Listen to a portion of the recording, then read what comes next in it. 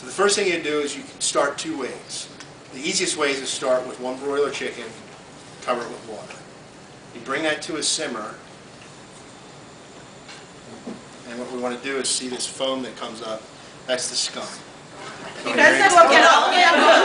you're in training, in culinary school, I had a German instructor who taught skills, which was stock and broth. And skim the scum with the skimmer. Right? And what this is just all initial protein, dirty proteins coming off the skin. And the more you skim, the clearer it's going to be. So we're not making a consommé, it's going to be a broth. But once it comes to a boil, you get all this initial scum that comes up, and you skim it off. Then you back the heat down until it's a bubble like every few seconds. So that's how slow you'd want it to go. And what that does, that low, slow heat, helps break down the collagen and all the connective tissues in the bone. And all that collagen is gelatin. All that gelatin gives you mouthfeel and richness. So that only has to do that for 2.5 hours. So 2.5 hours later, you're going to come by and you're going to add aromatics.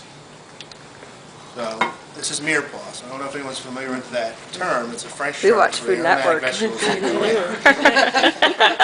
So let's say that this has, for the sake of this demo, this has been going for 2.5 hours. In 2.5 hours, I'm going to add 1 pound per gallon, or about 1 pound per broiler of mirepoix. The standard breakdown for mirepoix: 50% carrot, 25% celery, 50% onion, 25% celery, 25% carrot. That goes in, right? So that, you walk away for another 20 minutes.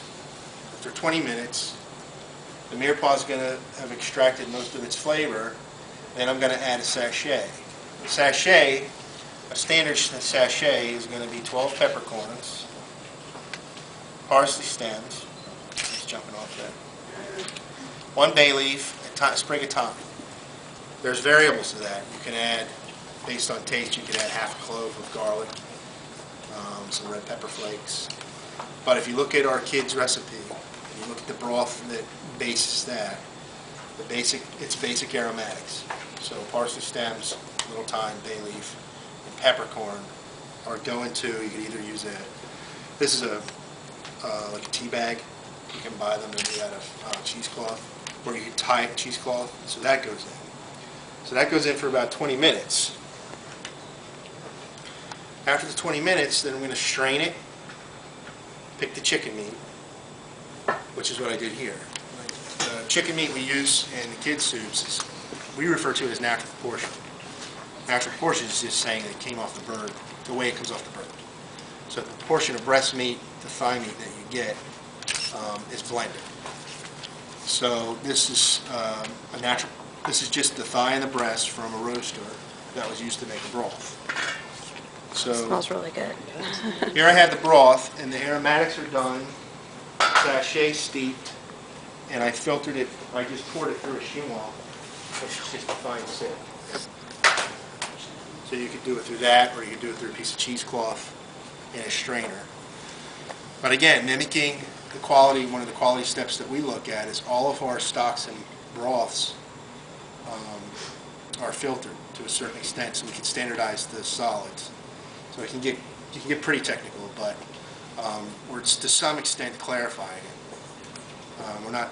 It's not being totally clarified like a consommé, but we take all that dirty.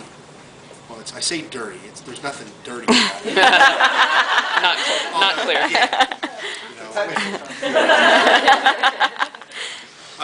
And then I'm just going to add the garnish. Now again, for kids soup, at this point, we could put fresh noodles in, and I wanted to have fresh noodles made, and I got behind this morning with some other things happening because we had a fire drill. But literally, in the plant, it's flour, egg, and water mixed up and sheeted. Goes through long sheeters and comes through a cutter that cuts it in strips and then cuts it off, and it falls in a funnel that goes into the can. So we could just add those fresh noodles to this, bring it back to a simmer, let the noodles cook, and that would be kind of where our kids' soups are. Our shapes, there's a whole pretty interesting process to how the shapes are designed. they're actually made and come in dry. These are curly noodles that we use in our select variety and our chunky variety. What we do is we blanch our noodles before we put them in to the soup, and what that kind of does, it satisfies the initial quench of the initial thirst of the dry pasta, gets it ready to absorb the liquid. Plus, you can get better control, even if you do it at home. If you put it in dry and you cook it and you eat it, and you put it in the refrigerator and you come back the next day and it's all noodles. Right. If you blanch it and then put it in, it's not going to absorb as much water, so you can get away with it. How long Good did tip. it take to make? These were about 5 minutes. Worth the trip, right there. So 5 to 7 minutes. And if you did it in Swanson broth, it'd be even better. So I'm just going to add, this was a pound Brought to you by of Campbell's. dry noodles. So you blanch them and then you just take them out and let them cool? Yeah, you run cold water over them. You know, there's a misnomer. Oh, so you run the cold water to stop? Yeah, everyone always takes it out of the pot and dumps some olive oil on it, tosses it around. Once it's cold, it's going to stick. That causes it to stick. If you're going to make pasta ahead of time, even if you cooked it a little further, Right. like spaghetti or penne or anything, Right. you're going to make your sauce separately, you Right. can cook it ahead. Put it in a strainer and run cold water over it until it's nice and ice, until it's the temperature of the water. Really? You know, tap water, especially this time of year, runs about 65 degrees, Yeah. 60 degrees. In Michigan, it's about 12. Yeah. So if you get that nice and Ice cold cubes that come out.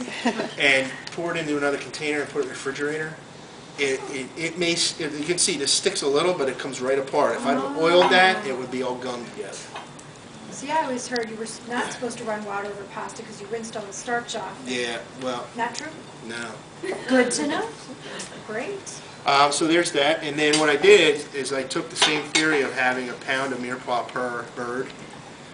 We don't want to over onion it, the onion, because the onion's going to stick out, right? So if you do mirepoix right, it enhances, but you can't pick it out. So if I add more onion, it's going to stick out onion. You could if you like onions. So I just did a pound of aromatics diced, and that goes in, no onion. Then I have my bird.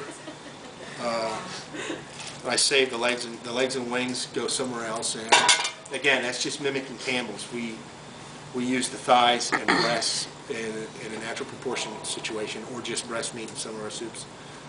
We don't use the legs and the wings go to other uses, usually sold to other people. And some sea salt, which we use here at Campbell's, and we have a single source for our sea salt. It's standardized, and it works really well. And then some chopped parsley. So basically what I made, finishing the soup this way, mimics a select or chunky style soup. Again, if I were going to make this for my kids, I probably would just use this broth with noodles.